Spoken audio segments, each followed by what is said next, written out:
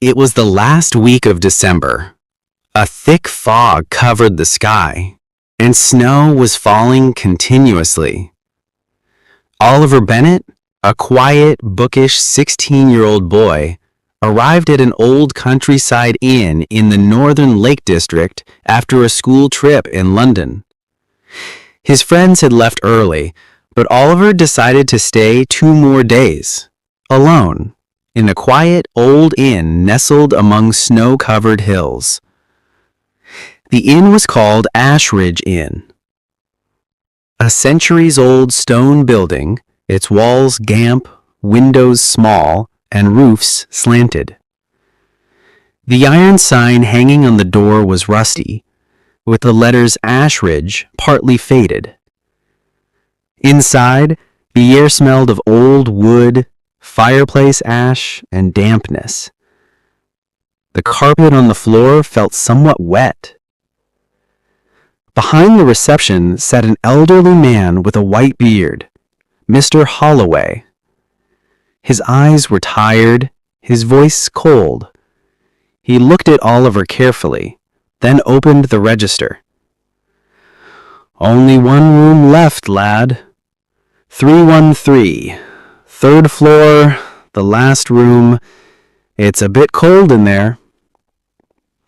He paused for a moment. He looked at Oliver again, then whispered, "Remember one thing. Keep the mirror covered, and whatever happens, don't let it speak to you." Oliver froze. "Excuse me?" Mr. Holloway lowered his eyes. "Just an old habit. Well, your room is ready. Enjoy your stay." Oliver climbed the wooden stairs to the 3rd floor. The floor creaked under his feet, as if moaning softly with every step. The entire inn was silent. No other guests, no sounds. Only an old wall clock ticking faintly somewhere far away. At the end of the hallway was room 313. The door was black, scratched, with the number etched roughly. He unlocked the door with the key. It opened with a soft, eerie creak. Oliver stepped inside. The room was small, but as soon as he entered, a cold, silent breath seemed to hit his face, like someone was already inside, hiding in the ceiling corner or under the bed. In front was an old bed with a deep blue blanket. On the left side hung a long, old mirror, stained and spotted on the edges. In one corner was an old wooden dresser with a closed TV on top. The dim yellowish light bulb cast shadows that partly hid and partly revealed objects.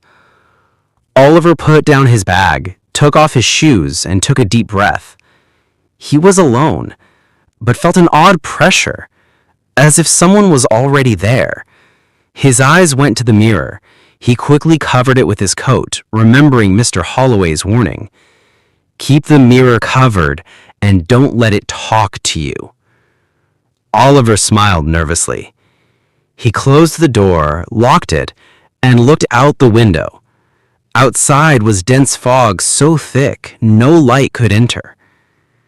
Then he noticed the dresser's drawer. One corner was slightly open, as if someone had just closed it. Oliver slowly walked over, and as he reached to open the drawer, there was a soft knock on the door. Knock, knock. The soft knocking at the door startled Oliver. The room was completely silent except for his heartbeat. He slowly walked to the door. No second knock came, but he heard soft footsteps outside, like someone walking barefoot very quietly. He bent down to look under the door, but saw only fog and a dim shadow. "Yes? Who's there?" Oliver called out. No answer, just silence. Then a soft breath, as if someone was right outside the door. Oliver locked the door, bolted the chain and latch. He told himself, "It must be hotel staff, or maybe it's my imagination." But then he noticed something strange. The room's light dimmed slightly, as if someone had placed a hand near the bulb, or someone stood close. He stepped back and suddenly remembered. The mirror. The mirror was behind him, where he had placed his coat, but now the coat's corner was lying on the floor, as if someone had pulled it down. Oliver took a deep breath and turned to cover the mirror again, but as he reached out, his own reflection moved slightly. No, that couldn't be. He stood still, but the reflection took a step toward him. Inside the mirror, his eyes were black, and the reflection was slowly smiling. Oliver's heart pounded. He stepped away from the mirror and stood by the window. Outside, only snow, fog, and darkness. The inn's courtyard was deserted. His eyes fell again on the dresser drawer that had moved earlier. Something was there. A secret? A clue? Or a trick? He slowly approached, got on his knees and grabbed the drawer handle, pulled it open. Inside was only one thing, an old audio tape. On it was a paper note written in old ink. If you're listening to this, don't go back.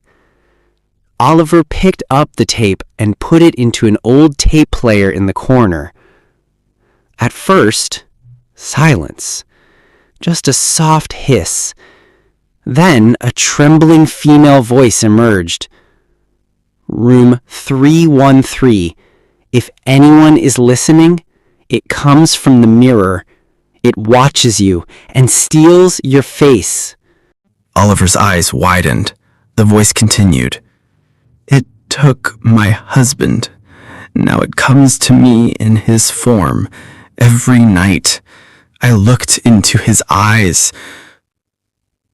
Then a loud thump, like the recorder was dropped. Silence, and finally a faint but sinister male whisper. You are mine now. The tape stopped. The room went silent again. Oliver was sweating, even though the room was cold. He switched off the player, closed the drawer, and turned. But the mirror was no longer empty. The coat he had put on it lay on the floor, and inside the mirror, there was no Oliver. Oliver stepped back, his eyes fixed on the mirror, where he was no longer reflected. The mirror was still, but inside it he saw something else. The room's reflection, but different. The curtains were open, though they were closed in the real room. The tape player was missing, and most terrifying, on the back wall inside the mirror was a door. In the real room, there was only a blank wall there, but in the mirror, an old black wooden door, slightly moving, as if pushed by wind. Oliver's spine tingled. Suddenly, the door inside the mirror began to open slowly. Someone pushed it from inside. Behind the door was only darkness, deep and silent. Then he heard footsteps coming from inside the mirror. Tick, tick, tick. A faceless, tall, bony shadow appeared, slowly coming out. A dim light filled the room. Oliver sensed someone else was present. He looked behind and saw his own reflection. But this was no ordinary reflection. It was a living, moving form, responding independently to every move. The other Oliver, who had come out of the mirror, had no emotions on his face. His eyes were deep black holes, and his smile was like a black hole, freezing Oliver's blood. The other Oliver said softly, You are not who you think you are. What you saw is the beginning of your death. Oliver stepped back, heartbeat racing. He knew this was no time to run. Who are you, and who am I? He asked loudly. The other Oliver smiled and said, I am the one who has come to take you. The reflection you saw in the mirror is coming to replace you. You invited it into this house, and now you can't send it back. At that moment, there was a loud knock on the door. Knock, knock, knock. So hard the whole inn seemed to shake. Both Olivers looked at the door. The door slowly opened by itself. The door opened by itself, and a cold gust of wind entered. Oliver hesitated, but stepped forward. On the floor lay an old yellowed paper, folded and worn. It read, "This room once belonged to a family. There was a young boy named Jack Harper. One night, when the snow blocked the roads, Jack suddenly disappeared. It is said he looked into the mirror, and his reflection changed. Since then, whoever entered this room never came back." Oliver heard a whisper in his ears. "You will do the same as he did." Suddenly, the lights went out, and darkness swallowed the room. The room was pitch dark. Oliver's breaths came fast and uneven. He rubbed his eyes, trying to turn on the light, but only a faint glow came from the mirror. Suddenly, the shadow appeared inside the mirror. Its form was blurry but terrifying, with glowing black eyes and a cold, emotionless smile. Oliver gathered his courage and shouted, "I am not afraid of you!" The shadow laughed and replied, "Fear won't help you, because you are already mine." The shadow slowly advanced. Oliver tried to step back, but the walls seemed to close in, trapping him. Then Oliver pulled out a small lock from his pocket, one he had seen in his parents' books, and shouted, "You cannot enter me!" With the lock's shining light, the shadow screamed and retreated. The mirror fogged up and shattered.